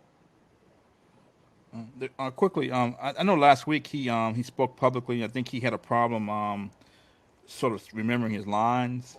I think he forgot what he was about to say, and he had problems speaking publicly. And I think he had some problems with that during the campaign, and that also may be one of the reasons he doesn't want to be as public as we used to seeing presidents. And it seemed like President Trump was. I thought it was an echo chamber. He was tweeting. he was a public guy every day. He was either on Twitter or doing a press conference. He was tweeting like 5, 10 times a day, and so he was always active and always letting the public know what his thoughts were. It seemed like I think Biden has had a problem speaking. Last week he had a problem speaking publicly, which in my impression is that he doesn't want to be as public because I don't think he wants to kind of forget his lines and not seem like he knows what he's talking about. So I think that's part of it as well. Briefly. So, but this has been pretty hard hitting, and I think people, you guys have kind of disseminated a lot of information that the public's not really aware of. That's why we have this event, that you can have real news. And I think what we're saying is resonating, because I think you're seeing people, and Torian and I talked about this briefly offline, that you're seeing people in the corporate media repeat what we're saying verbatim, but not citing the source. And maybe as a marketing employee, I'll follow Twitter, YouTube. I'll follow their lead: Twitter, YouTube, Instagram, Shopify, and Pinterest. Maybe I'll follow their lead and ban Trump from Trump and the GE, and maybe we get some publicity out of it. But last parting shot. So, I mean, what do you guys think this means for 2020, if anything? But this has been a lot of information, very hard hitting, and a lot for the public to absorb. And also, by the way, we're also streaming this on YouTube as we speak, and it'll be up on YouTube in probably next day or so, the actual recording. But we're streaming it while we're speaking now, so people watch it on YouTube as we're speaking. But so last parting shot. What do you guys think of this means for 2024, if anything? Well, I think we have to wait and see a little. I don't mean to put my mask on like Biden. I don't know what's going to happen with. There has to be a correction in the ability to be on social media. That goes without saying. I'm sure that's obvious. That's basically it. I mean, people have to have their say, and they have to say something. So yes, Biden, he was a little challenged, but Donald Trump was challenged also. He used to put his foot in his mouth, but at least he was, I don't want to use that word, he had guts in terms of saying something, even if he stuck his foot in his mouth. He was out there. Biden, he's not so much out there. I was surprised, however, that one of his first day executive orders was to rescind an executive order that was promulgated by Trump, which was that the pharmaceutical companies, Trump's his executive order was the pharmaceutical companies had to sell to diabetics and asthmatic patients who couldn't afford medication, had to sell them the medication at cost. And on the first day of his term in office, Biden rescinded that executive order and let him charge what the market will bear. So I want to hear why that was so. I want to hear him. If he's challenged to say things, I can understand that. But if he makes certain decisions, I want to hear him back those decisions up with logic and reasoning. Mm-hmm. So if I don't hear that from him, I mean, I had a slogan for Biden is forbidden before the election. I just saw it, so anyway, that's it. I don't know what else to say except that there has to be the freedom of information, and I don't mean the Freedom of Information Act being able to sue for things like some of the right-wing groups are doing. I mean, there has to be the freedom to be able to have access to media to be able to voice things. And if that's not going to happen, then we're really going nowhere. We're going backwards. Okay, thank you for that. Mr. Mitchell? Actually, Chris just reminded me too. It was the Apprenticeship. It was the Apprenticeship Act, the executive order that Donald Trump put in place to expand apprenticeships and vocations, and the thing that stood out to me the fact that Biden rescinded that executive order when we historically look at the community that has benefited the most from essentially vocational skills, which are apprenticeships, journeymen, welders, laborers, primarily Black people, right, that have been able to benefit from these type of jobs where you didn't have to have, a traditional four-year degree, certainly not a master's or advanced level degree, and to be able to have a skilled job that put food on the table at a pretty consistent and regular basis. So, just kind of refreshing my memory off of that, Chris, talking about rescinding orders. But I think that, and kind of to my greater point about what we see in 2024, we continue to see this undermining, because the fact that Biden would choose to rescind an order that is not a partisan executive order, right? The ability to expand apprenticeships to allow an education alternative to the majority of Americans that may not be in a position to finish a bachelor's degree, to finish an advanced degree, or even enter into college in the first place, but still have the ability to do an apprenticeship under a skilled laborer, such as an electrician or a welder or a manufacturer, and bring in good paying quality jobs. A lot of blue collar jobs, plumbers, these are 70, 80, six-figure jobs that frankly are underpinning to every economy. I don't care what the structure, whether it's capitalist, whether it's socialist, whether it's communist. Guess what? You need folks to build the roads. You need folks to build the roofs. You need folks to build the houses. You need folks to build the actual society that you're going to live in. And undermining these type of programs are only further going to degrade the economy.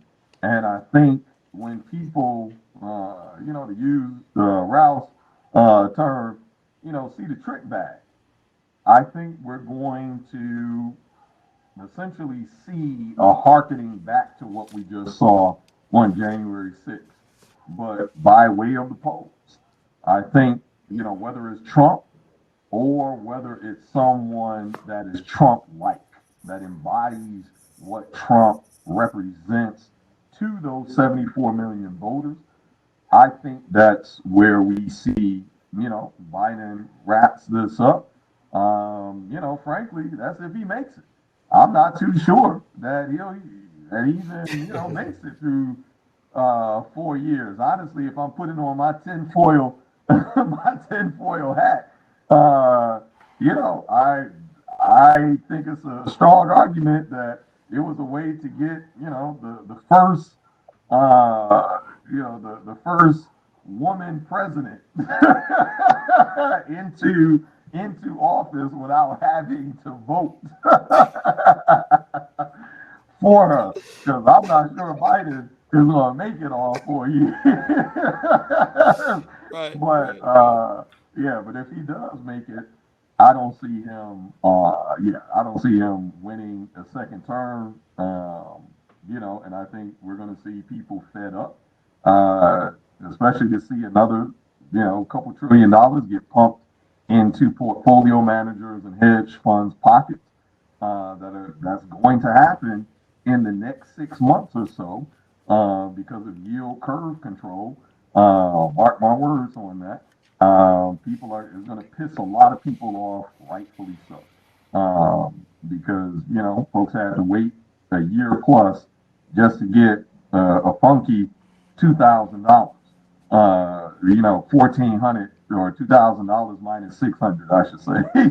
So yeah, I think we're going to see a harkening back to um, I guess kind of the Trumpsters, so to speak, in 2024. Okay, thank you for that, Torian. Mr. Davis.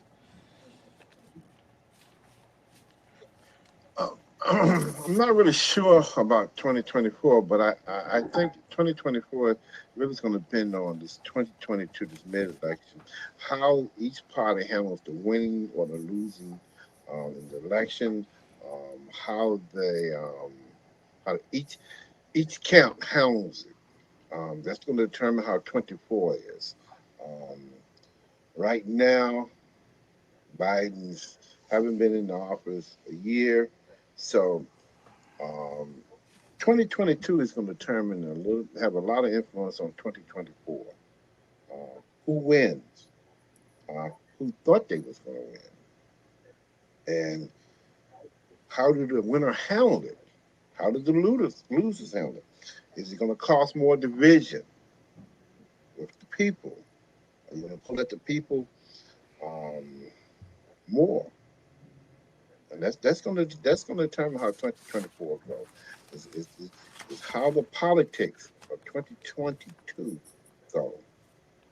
Um, so it went graceful, or it lose graceful. That's, that's my take Okay, okay. Um, on it. so I think go ahead. You have anything else, Mr. Davis? Mr. Davis, did I cut you off? Yeah, I'm finished. Okay. Thank you for that. Yeah, I yeah. think it's gonna be very. I I think said, it's gonna be very interesting.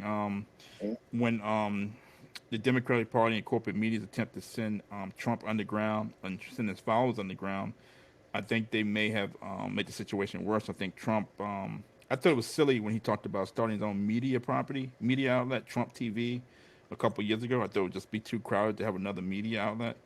I think they've given him the incentive to probably even actually start Trump TV and get that off the ground. I think there's potential for him to come up with his own media outlet.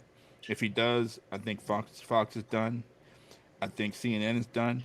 I think he's going to do something to come up with something to where he can have his voice heard, not have it on Twitter or YouTube or whatever on social media. So I think you're going to hear more from him, from the either part of his own media outlet or an outlet started by one of his supporters, whether it's Parler or something else. Secondly, I think he's already having an impact on the Republican Party. I think people who voted for the impeachment. I know one person in South Carolina got censured. I know a couple of Republicans have gotten in hot water. Was it Mitch McConnell who had to backtrack? and then turn around and praise Trump after he criticized him during the impeachment process, and turn around and have to praise Trump. I think if you go against Donald Trump, or if he calls you out, I think you're done politically. So I think you have the Republicans are now thinking about setting policy and saying things publicly that would not upset Trump. So I think they're as wary of Trump as Democrats are, because they don't want to get put out of office. So I think Trump's still going to have an influence either in the media or in Republican circles, even though he's not still the president. So that's sort of my take on it, as far as 2020, 2024, or what happens between now and 2024. So this is, I want to thank all the panelists for this. This has been a lively discussion. I think next event we're going to do something a little different. We're going to do the inverse of GameStop. We talked about GameStop, how these politicians stopped these kids' bag and stopped them from making a lot of money on behalf of hedge funds. Yesterday, a company called Apollo, which is a private equity firm, bought a company called Michael's Companies for $22 a share. It's probably worth more like $45 a share, worth way more than that. And the board of directors and management signed off on that deal, and I think they cost individual shareholders millions of dollars. So I think we're going to examine that deal, and I'll give you guys the numbers on that and the specifics on that in between 2 weeks from now. I'll give you the specifics on that. But I think it's the inverse of that, where now you have individuals who've been hurt by a private equity fund, and now you have no Elizabeth Warren, no Steve Leisman saying a word about it, no Steve Leisman not down at the Fed asking Jerome Powell, what are you going to do about Michael's companies? That, this hedge fund, this private equity firm bought a company that was worth 2-3 times more than what they paid for it. And for some reason, the board of directors and the management signed off on this deal, and they signed the deal the day before earnings came out. They blew out earnings today. And they signed that deal yesterday, and they totally blew out earnings. So we're going to look. It's almost an anti-GameStop, and there's no Elizabeth Warren to stand up for shareholders. There's no Joe Biden to stand up for shareholders like they stood up for those hedge fund managers who were losing money on GameStop. So we're going to try something a little different, and I think it's still representative of the times we live in, where you have individuals who feel like they're with the Capitol riots and with some of the protests involving George Floyd and some of the police shootings over the past couple of years. You have individuals who feel like they've been disenfranchised and their rights have been encroached upon. I think this situation with the Apollo and Michael's companies, you have a big institution that's kind of trampled over shareholders, and some people feel like they really don't have a voice. So we're going to try something a little different. I think it's consistent with what we've been talking about. Again, these politicians who stick up for these big institutions to control our lives, whether it's the media, whether it's hedge fund managers, venture capital firms, or private equity firms. So this has been another lively discussion. I've got to try harder because you guys keep making me look bad. I'm tired of this. I'm doing the best I can here, but you guys still make me look bad. But anyway, this has been the Impeachment Circus. Thanks a lot. I will also remind you to keep your browsers open until the video's been totally uploaded. So you meant to keep your browsers open for a few minutes. But this has been a lively discussion, and we'll have this up on YouTube in a couple of days. All right.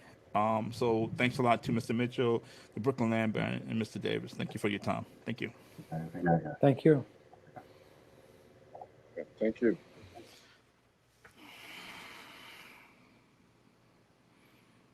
So can y'all hear me? The video's loading up. So I'm gonna have to actually keep your browsers open for like a couple minutes. Yeah. Cool. That was good. Thank you. That was good. I didn't want to keep you.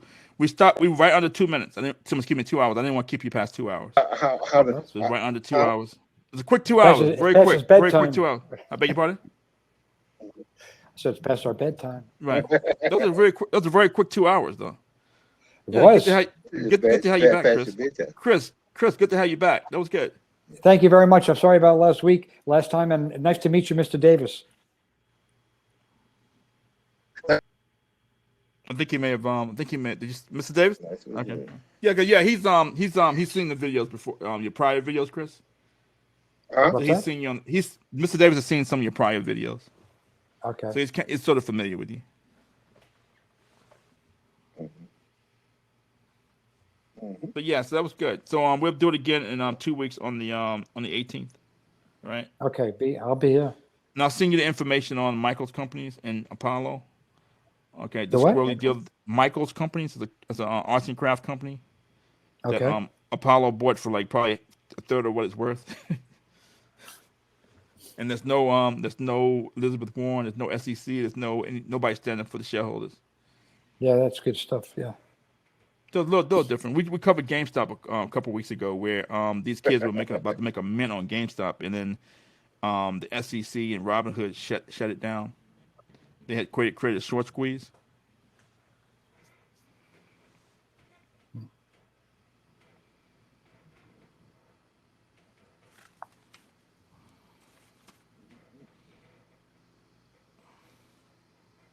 Okay, so I have this video up in a couple of days on YouTube.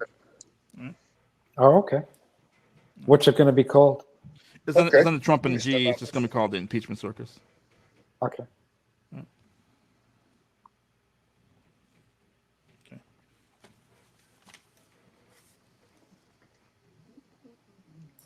And on your Chris, on your computer, your actual recording will be on your computer. It's going to be saved on your computer. Okay. Your For the actual test. what you actually said will be saved on your Yeah, computer. So that's a pretty good thing. Yeah, that's yeah, what you said. Yeah. yeah. So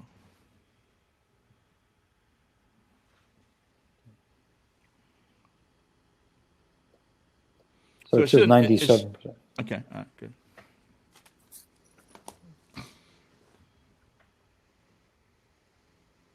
That's a lot of. That's a big file. You know.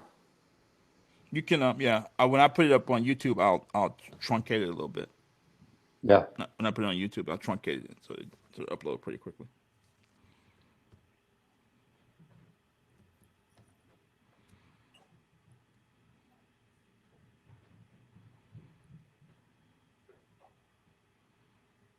You try to get your boy, your friend Professor Brosman.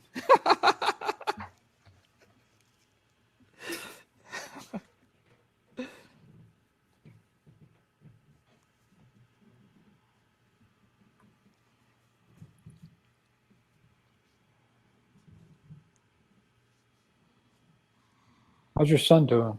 He's fine. He's out in California now. All right, good for him. Hmm. He's having a good time out there. It's warm weather Yeah. year round, pretty much out there.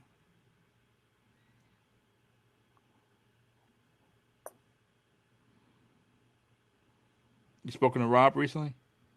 What's Coconut. that? You spoken to Coconut Rob recently? I haven't talked to him in a while. But have you? Not really. I spoke to him a couple weeks ago. Okay. Is he But still in Brooklyn? in the wintertime, he kind of goes out west sometimes. I think Yeah. when it gets I haven't cold. talked to him since a few months. Okay.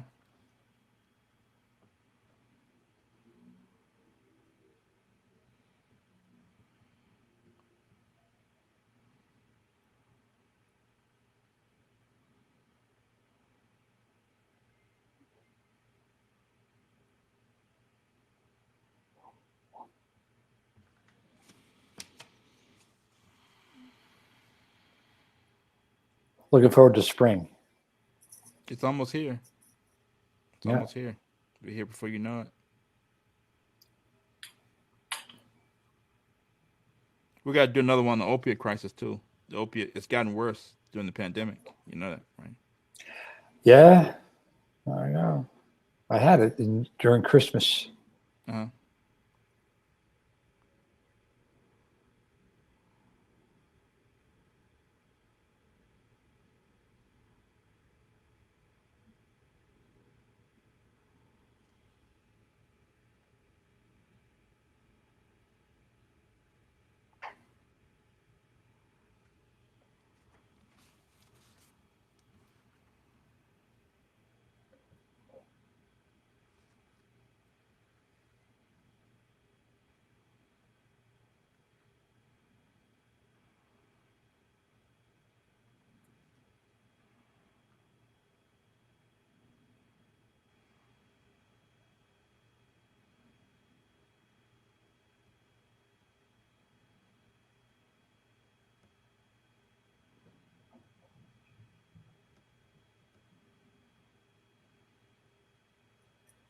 I don't know what it is. It's been on 97% since we finished. Well, That doesn't bother me. I'm not in a rush. I'm home. no, so no, no. You don't have to. You don't have to stay on the computer. You just don't. You just have to keep your browser open. That's all. I'm just going to get up for a minute. I don't Okay, mean that's to be fine. rude. That's fine. No, no, that's fine. Okay, nice to talk to you. Otherwise, yeah, I'm going to keep it up. Okay, Keep it great. open. Great. So I'm gonna close mine. Mine's done. So I'm gonna close mine. Okay. Okay, take All care. right. All right. No problem.